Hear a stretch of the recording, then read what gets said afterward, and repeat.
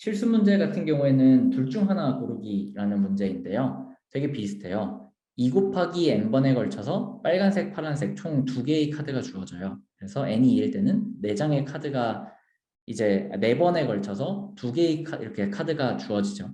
그랬을 때 이 중에 n번의 턴에는 빨간색 카드를 골라야 되고요. 나머지 n번의 턴 동안은 무조건 파란색 카드를 골라요.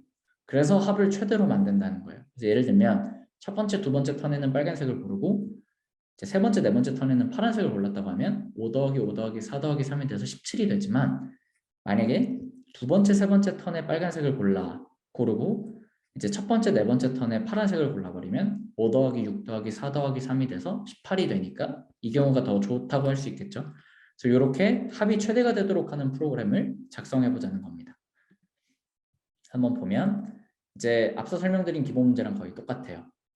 네, 제가 지금까지 5개의 카드쌍까지 고려해봤는데 그 중에 빨간색은 3개가 뽑혔어요. 그럼 파란색은 자연스럽게 몇 개가 뽑히는지 알 수 있죠? 5개까지, 5번째 턴까지 봤는데 빨간색은 3개가 골라졌으니 5에서 3을 뺀 2번만큼 파란색이 골라졌겠죠. 그래서 굳이 파란색이 몇 번 뽑혔는지는 알아야 될 필요가 없다. 왜냐면 전체 지금까지 몇 번 진행했는지와 지금까지 뽑힌 빨간색의 개수를 유추가 가능하기 때문에 그건 굳이 적어줄 필요가 없어서 적지 않았고요.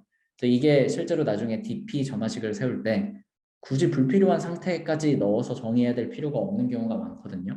그래서 왜 빨간색 지금까지 선택된 빨간색의 개수만 알면 되는지도 꼭 고민을 해보시면 좋을 것 같습니다.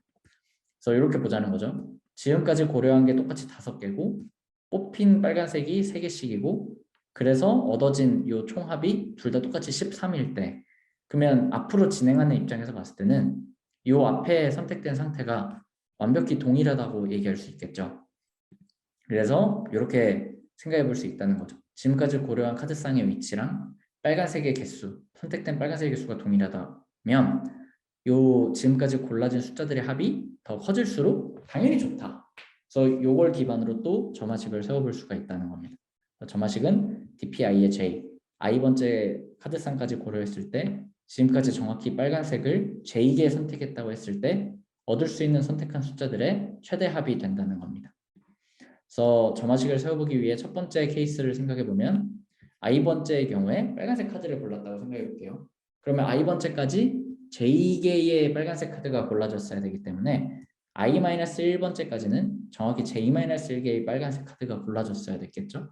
그래서 dpi-1에 j-1에다가 이 빨간색 카드를 지금 현재 i번째에서 고름으로써 얻게 되는 가중치인 red의 i를 더한 값이 첫 번째 후보가 됩니다.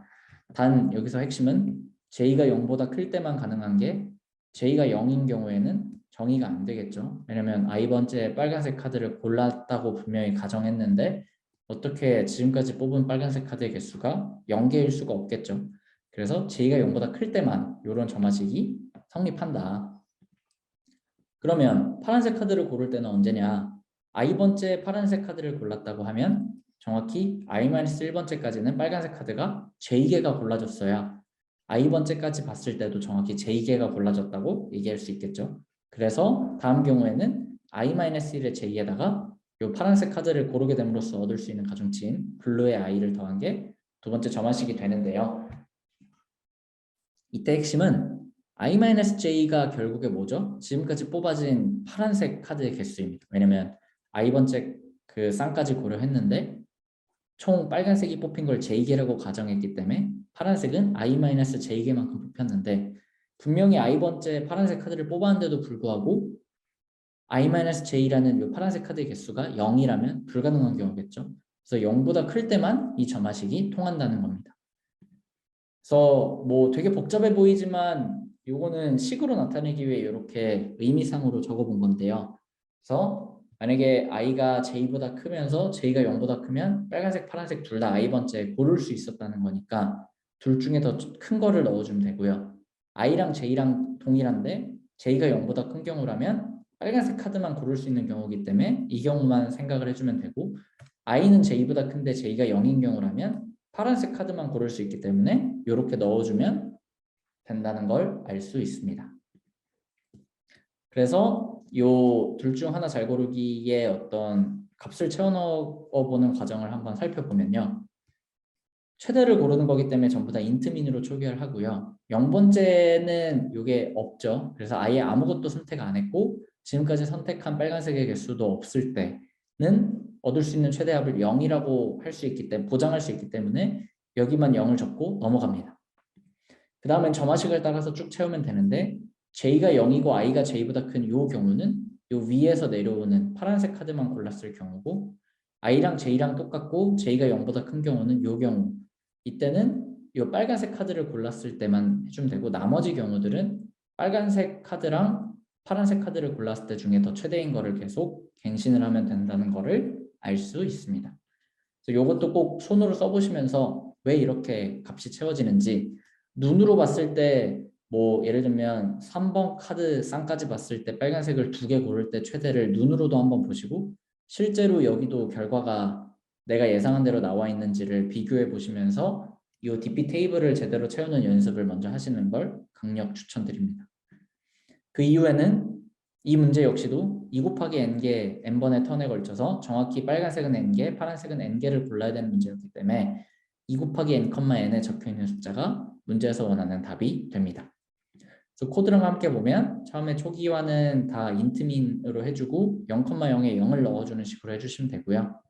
쭉 돌면서 J가 0보다 클 때는 이 빨간색 카드를 고르는 경우를 생각해보고 I-J가 0보다 클 때, 즉 I가 J보다 클 때는 이 파란색 카드를 골라주는 경우를 고려해봐서 둘 중에 더 최대인 게 계속 들어가도록 갱신을 해준 다음에 최종적으로 2 곱하기 n개 중에 2 곱하기 n개의 쌍 중에 정확히 빨간색, 파란색 둘 다 n개를 골랐을 때의 경우인 이 값을 출력해주면 문제에서 원하는 답을 얻을 수 있습니다. 네, 그래서 요 원하는 스테이트를 정의해서 한 칸씩 나아가는 DP 유형에 대해서 알아봤고요. 이 유형 같은 경우에는 처음에 좀 복잡하고 생소할 수 있는 거라 좀 열심히 고민해 보시면서 DP 테이블도 열심히 채워보는 연습을 해보시면 좋을 것 같습니다. 그럼 이것으로 원하는 스테이트를 정의하여 한 칸씩 나아가는 DP에 대한 설명을 마치도록 하겠습니다. 감사합니다.